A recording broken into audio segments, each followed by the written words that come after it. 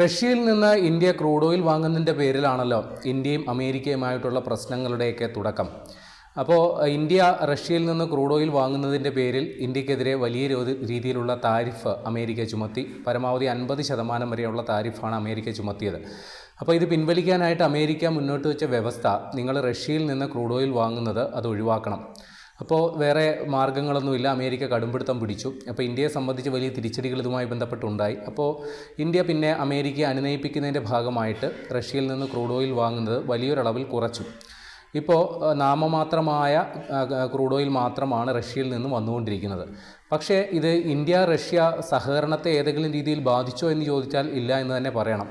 കാരണം ഇന്ത്യയിലേക്ക് Russian president Vladimir Putin വരുന്നതിന് മുമ്പായിട്ട് അദ്ദേഹം നടത്തിയ, അല്ലെങ്കിൽ ട്രംപിനെ ഞെട്ടിപ്പിക്കുന്ന തരത്തിലുള്ളൊരു പ്രസ്താവനയുണ്ട്. അദ്ദേഹം പറഞ്ഞത്, അമേരിക്കയ്ക്ക് റഷ്യയിൽ നിന്ന് ക്രൂഡ് ഓയിൽ വാങ്ങാനുള്ള അവകാശമുണ്ടെങ്കിൽ അതേ അവകാശം ഇന്ത്യക്കുമുണ്ട്. അമേരിക്ക റഷ്യയിൽ നിന്ന് ആണവ ഇന്ധനം വാങ്ങിക്കൊണ്ടുപോയിട്ടാണ് അമേരിക്കയിലെ റിയാക്ടറുകളൊക്കെ ഇപ്പോഴും പ്രവർത്തിക്കുന്നത്. ആണവ റിയാക്ടറുകൾ പ്രവർത്തിച്ചാണ് അമേരിക്ക വൈദ്യുതി ഉൽപ്പാദിപ്പിക്കുന്നത്. അപ്പോൾ ഈ ഒരു അവകാശം ഇന്ത്യക്കും ബാധകമാണ്. അമേരിക്ക കൊണ്ടുപോകുന്നതും ഇന്ധനമാണ്, ഇന്ത്യ കൊണ്ടുപോകുന്നതും ഇന്ധനമാണ്. അപ്പോൾ അമേരിക്കയ്ക്കില്ലാത്ത ഒരു വിലക്ക് ഇന്ത്യക്ക് എങ്ങനെയാകും എന്നുള്ളതാണ് പുടിൻ റഷ്യയിലിരുന്നു കൊണ്ട് ട്രംപിനോട് ചോദിച്ചത്. ഇതേ പുടിൻ തന്നെ ഇന്ത്യയിൽ വന്നിട്ട് നടത്തിയ പ്രസ്താവന, ഇന്ത്യക്ക് തടസ്സങ്ങളില്ലാതെ ഇന്ധനം ലഭ്യമാക്കാൻ അത് ഗ്യാരണ്ടി തരാൻ പറ്റിയ ഏറ്റവും വിശ്വസ്ത പങ്കാളി അത് റഷ്യ മാത്രമാണ്. ഇന്ത്യ ആഗ്രഹിക്കുന്ന ക്രൂഡ് ഓയിൽ, പെട്രോളിയം ഉൽപ്പന്നങ്ങൾ, കൽക്കരി, പാചകവാതകം, അങ്ങനെ ഏതായാലും അത് സപ്ലൈ ചെയ്യാൻ പറ്റുന്ന ഒരു വിശ്വസ്ത സപ്ലയർ അത് റഷ്യ മാത്രമാണ് എന്നുള്ളതാണ് അദ്ദേഹം പറഞ്ഞത്. ഇതിനു മുമ്പ് പുടിൻ മറ്റൊരു പ്രസ്താവന കൂടി നടത്തിയിരുന്നു. ഇന്ത്യയിലേക്ക് റഷ്യൻ ക്രൂഡ് ഓയിൽ അത് ഇപ്പോൾ അതിൻ്റെ അളവ് കുറഞ്ഞത് ഒരു താൽക്കാലിക അഡ്ജസ്റ്റ്മെൻറ്റ് മാത്രമാണ്. ഇന്ത്യയിലേക്കുള്ള റഷ്യൻ ഇന്ധനത്തിൻ്റെ ഒഴുക്ക് സുഗമമായി തന്നെ തുടരും എന്നും അദ്ദേഹം പറഞ്ഞിരുന്നു. അപ്പോൾ ഇതൊക്കെ ഒരു വലിയ സൂചനയായിരുന്നു. ആ സൂചന ഇനി പ്രാവർത്തികമാകാൻ പോവുകയാണ്. കാര്യം, അമേരിക്കയെ അനുനയിപ്പിക്കാനെന്ന പേരിൽ ഇന്ത്യ റഷ്യൻ ക്രൂഡ് ഓയിലിൻ്റെ വാങ്ങൽ കുറച്ചെങ്കിലും അമേരിക്ക ഇന്ത്യക്ക് അനുകൂലമായ യാതൊരു നടപടിയും ഇതുവരെ എടുത്തിട്ടില്ല. അല്ലെങ്കിൽ അത് അങ്ങനെ പറഞ്ഞുകൊണ്ടുള്ള വിലപേശൽ തന്ത്രമാണ് അമേരിക്ക ഇപ്പോഴും നടത്തിക്കൊണ്ടിരിക്കുന്നത്. ഇന്ത്യക്ക് പ്രത്യക്ഷത്തിൽ യാതൊരു പ്രയോജനവും അതുമായി ബന്ധപ്പെട്ട് ഇതുവരെ കിട്ടിയിട്ടില്ല. ഇപ്പോഴും ഇന്ത്യക്കെതിരെ പ്രഖ്യാപിച്ച 50% നികുതി അതേപടി തുടരുകയും ചെയ്യുന്നു. അപ്പോൾ ഈ ഒരു സാഹചര്യത്തിൽ റഷ്യയിൽ നിന്ന് ഇന്ധനം വാങ്ങുന്നത് പുനരാരംഭിക്കാനുള്ള ആലോചന ഇന്ത്യ തുടങ്ങുന്നു എന്നുള്ളതാണ് വിവരം. ഇപ്പോൾ നിലവിൽ ഞാൻ നേരത്തെ പറഞ്ഞതുപോലെ വലിയൊരളവിൽ ഇന്ത്യ റഷ്യയിൽ നിന്ന് ക്രൂഡ് ഓയിൽ കൊണ്ടുവന്നുകൊണ്ടിരുന്നു. 2022 ഫെബ്രുവരിയിലാണ് റഷ്യയും ഉക്രൈനുമായിട്ടുള്ള സംഘർഷം തുടങ്ങിയത്. അപ്പോൾ അതിനു മുമ്പ് ഇന്ത്യക്ക് ആവശ്യമുള്ള ക്രൂഡ് ഓയിലിൻ്റെ വെറും 2.5% മാത്രമാണ് റഷ്യയിൽ നിന്ന് കൊണ്ടുവന്നുകൊണ്ടിരുന്നതെങ്കിൽ ഈ റഷ്യക്കെതിരെ വലിയ സാമ്പത്തിക ഉപരോധമൊക്കെ തുടങ്ങിയ സാഹചര്യത്തിൽ അനുകൂലമായ വിപണി സാധ്യത കണക്കിലാക്കി ഇന്ത്യയുടെ ആവശ്യമുള്ള ക്രൂഡ് ഓയിലിൻ്റെ 37% വരെ റഷ്യയിൽ നിന്ന് കൊണ്ടുവരാൻ തുടങ്ങി. നമുക്കറിയാം, നമ്മുടെ രാജ്യത്ത് ആവശ്യമുള്ള ക്രൂഡ് ഓയിലിൻ്റെ ഏതാണ്ട് 90% നമുക്ക് വിദേശത്തുനിന്ന് കൊണ്ടുവരികയല്ലാതെ വേറെ നിവൃത്തിയില്ല. ഇന്ത്യക്ക് പരിമിതമായ ഉൽപ്പാദനം മാത്രമേ ഈ കാര്യത്തിലുള്ളൂ.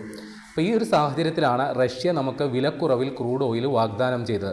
ഇപ്പോൾ 2022 ഫെബ്രുവരിയിൽ റഷ്യയ്ക്ക് അന്താരാഷ്ട്ര ഉപരോധം വന്നതിന് പിന്നാലെ അവരുടെ ഇടപാടുകളെല്ലാം ഏതാണ്ട് മരവിച്ച അവസ്ഥയിലായിരുന്നു. അപ്പോൾ ഈ ഒരു അവസ്ഥയിലാണ് ഇന്ത്യക്ക് അവർ വില കുറച്ച് ഈ ക്രൂഡ് ഓയിൽ വാഗ്ദാനം ചെയ്തത്. അങ്ങനെയാണ് ഇന്ത്യ അവിടെ നിന്ന് ക്രൂഡ് ഓയിൽ വാങ്ങൽ ആരംഭിച്ചത്. അപ്പോൾ ഇതിന് ശേഷം നമ്മുടെ യൂറോപ്യൻ യൂണിയനും അതേപോലെ G7 രാജ്യങ്ങളും എല്ലാം തന്നെ ഈ റഷ്യൻ ക്രൂഡ് ഓയിലിന് പ്രൈസ് ക്യാപ്പും നിശ്ചയിച്ചു. പരമാവധി $60 എന്നുള്ളത് പിന്നീട് $48 അവർ നിജപ്പെടുത്തി. അതായത് ആ ഒരു വിലയ്ക്ക് മാത്രമേ റഷ്യയ്ക്ക് ക്രൂഡ് ഓയിൽ വിൽക്കാൻ സാധിക്കുകയുള്ളൂ. അതിനുപരിയായിട്ടുള്ള വില, വിപണി വില, അപ്പോൾ ബ്രെൻഡ്, നമ്മുടെ അമേരിക്കൻ നിർമ്മിത ക്രൂഡ് ബ്രെൻഡിന് 62.5 ബാരലിന് $62.5 വിലയുള്ളപ്പോൾ റഷ്യയ്ക്ക് അവരുടെ ക്രൂഡ് ഓയിൽ വിൽക്കാൻ സാധിക്കുക $48. റഷ്യയുടെ പണലഭ്യത കുറച്ച് റഷ്യയെ ഉക്രൈനുമായിട്ടുള്ള യുദ്ധത്തിൽ നിന്ന് പിന്തിരിപ്പിക്കാൻ ലക്ഷ്യമിട്ടാണ് ഈ പ്രൈസ് ക്യാപ്പൊക്കെ ഏർപ്പാടാക്കിയത്. അപ്പോൾ ഈ സമയത്ത് റഷ്യ ഇന്ത്യക്ക് കുറേ കൂടി ഉദാരമായിട്ടാണ് ക്രൂഡ് ഓയിൽ വാഗ്ദാനം ചെയ്തത്. $48 പ്രൈസ് ക്യാപ്പ്, $48 പ്രൈസ് ക്യാപ്പ് ഉള്ളയിടത്ത് ഇന്ത്യക്ക് $35 റഷ്യ ക്രൂഡ് ഓയിൽ വാഗ്ദാനം ചെയ്തത്. അപ്പോൾ ഈ സമയത്ത് ഇന്ത്യ പരമാവധി റഷ്യയിൽ ക്രൂഡ് ഓയിൽ വാങ്ങാൻ തുടങ്ങി. അപ്പോൾ ഇന്ത്യക്ക് ഇന്ത്യയുടേതായ ന്യായീകരണം ഉണ്ടായിരുന്നു. ഇന്ത്യയുടെ ഇന്ധന സുരക്ഷിതത്വവും നമ്മുടെ നാട്ടുകാരുടെ അനുകൂലമായ ഒരു സാഹചര്യം അല്ലെങ്കിൽ രാജ്യത്തുള്ള ജനങ്ങളുടെ താല്പര്യവും സംരക്ഷിക്കാൻ വേണ്ടി കുറഞ്ഞ വിലയ്ക്ക് ഇന്ത്യക്ക് ക്രൂഡ് ഓയിൽ എവിടെ നിന്നാണോ കിട്ടുന്നത് അവിടെ നിന്ന് വാങ്ങും എന്നുള്ളതാണ് ഇന്ത്യ എടുത്ത നിലപാട്. അപ്പോൾ ഇതിൻ്റെ അടിസ്ഥാനത്തിലാണ് ഇന്ത്യ ഇത്രയും വലിയൊരളവിൽ റഷ്യൻ ക്രൂഡ് ഓയിൽ, അത് റഷ്യയിൽ നിന്ന് ക്രൂഡ് ഓയിൽ ഇങ്ങോട്ട് കൊണ്ടുവരണമെങ്കിൽ വലിയ രീതിയിലുള്ള ട്രാൻസ്പോർട്ടേഷൻ കോസ്റ്റ് ഉണ്ട്. നമുക്ക് മിഡിൽ ഈസ്റ്റിൽ നിന്ന് എത്തിക്കുന്നതിനേക്കാൾ കൂടുതൽ ചരക്ക് കടത്ത് കൂലി ആകും. എന്നിരുന്നാലും ഇന്ത്യ അത് ഈ വലിയ വിലക്കുറവുള്ളത് കൊണ്ട് തന്നെ അത് കുഴപ്പമില്ല. ഇന്ത്യ റഷ്യയിൽ നിന്ന് ക്രൂഡ് ഓയിൽ ധാരാളമായിട്ട് കൊണ്ടുവരാൻ തുടങ്ങി. അപ്പോൾ കഴിഞ്ഞ നവംബർ 21 റഷ്യയിലെ 2 പൊതുമേഖലാ എണ്ണ കമ്പനികൾ റോസ്നെഫ്റ്റും ലൂക്കോയിലും ഇവർക്ക് അമേരിക്ക ഉപരോധം ഏർപ്പെടുത്തിയതോടുകൂടി കാര്യങ്ങൾ ഏതാണ്ട് വഷളായ അവസ്ഥയിലാണ്. അപ്പോൾ ഈ ഉപരോധം പ്രാവർത്തികമാകുന്ന 21 മുമ്പ് വരെ ഇന്ത്യ പരമാവധി ക്രൂഡ് ഓയിൽ റഷ്യയിൽ നിന്ന് കൊണ്ടുവന്നു എന്നുള്ളതാണ് കണക്ക്. നേരത്തെ ശരാശരി ഒരു ദിവസം 18 ലക്ഷം ബാരലാണ് കൊണ്ടുവന്നതെങ്കിൽ നവംബർ ആദ്യ വാരമൊക്കെ 50 ലക്ഷം ബാരൽ വരെ ക്രൂഡ് ഓയിൽ ഒരു ദിനം റഷ്യയിൽ നിന്ന് ഇന്ത്യയിലേക്ക് എത്തിച്ചു. അപ്പോൾ 2024 മാർച്ചിൽ 55 ലക്ഷം ബാരൽ വരെ നമ്മൾ എത്തിച്ച ഒരു ചരിത്രമുണ്ട്. അപ്പോൾ അത്തരത്തിൽ വൻതോതിൽ ഇന്ത്യ റഷ്യയിൽ നിന്ന് എണ്ണ സംഭരിച്ചിരുന്നു.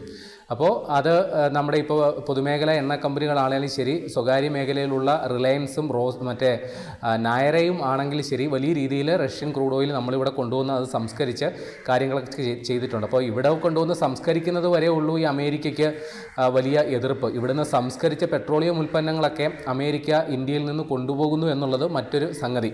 അപ്പോൾ നിലവിൽ നമ്മൾ റഷ്യൻ ക്രൂഡ് ഓയിൽ വാങ്ങുന്നത് അത് പഴയ അളവിൽ തന്നെ പുനരാരംഭിക്കാനായിട്ടുള്ള നടപടികളിലേക്കാണ് പോകുന്നത്. വരുന്ന ജനുവരിയിൽ നമ്മൾ 6 ലക്ഷം ബാരൽ, ഒരു ദിവസം 6 ലക്ഷം ബാരൽ ക്രൂഡ് ഓയിൽ എന്ന തരത്തിൽ റഷ്യയിൽ നിന്ന് കൊണ്ടുവരാനായിട്ടുള്ള പദ്ധതിയാണ് ആസൂത്രണം ചെയ്യുന്നത്. അപ്പോൾ നേരത്തെ ഉള്ള കണക്കനുസരിച്ച് 16 ലക്ഷം വരെ നമ്മൾ കൊണ്ടുവന്നിരുന്ന സ്ഥാനത്ത് 6 ലക്ഷം എന്ന് പറയുമ്പോൾ അത് ചെറിയൊരു അളവല്ലേ എന്ന് ചോദിച്ചു കഴിഞ്ഞാൽ 2022 ഫെബ്രുവരിക്ക് മുമ്പ് ഇതിലും ചെറുതായിരുന്നു ഇന്ത്യ റഷ്യയിൽ നിന്ന് ക്രൂഡ് ഓയിൽ വാങ്ങിക്കൊണ്ടിരുന്നത്. അപ്പോൾ ജനുവരിയിൽ ഒരു സ്റ്റാർട്ടിംഗ് എന്ന രീതിയിലായിരിക്കണം ഒരു 6 ലക്ഷം ബാരൽ എന്ന് പറയുന്നത്. ഒരു പക്ഷേ കൂടുതൽ സമയം മുന്നോട്ട് പോകുമ്പോൾ റഷ്യയിൽ നിന്ന് പഴയൊരളവിൽ തന്നെ അമേരിക്കയുടെ നിലപാടും ഇക്കാര്യത്തിൽ നിർണായകമാണ്. അമേരിക്ക ഇന്ത്യക്കെതിരെ നിലപാട് കടുപ്പിക്കുകയാണെങ്കിൽ പിന്നെ ഇന്ത്യ മുന്നും പിന്നും നോക്കേണ്ട കാര്യമില്ല.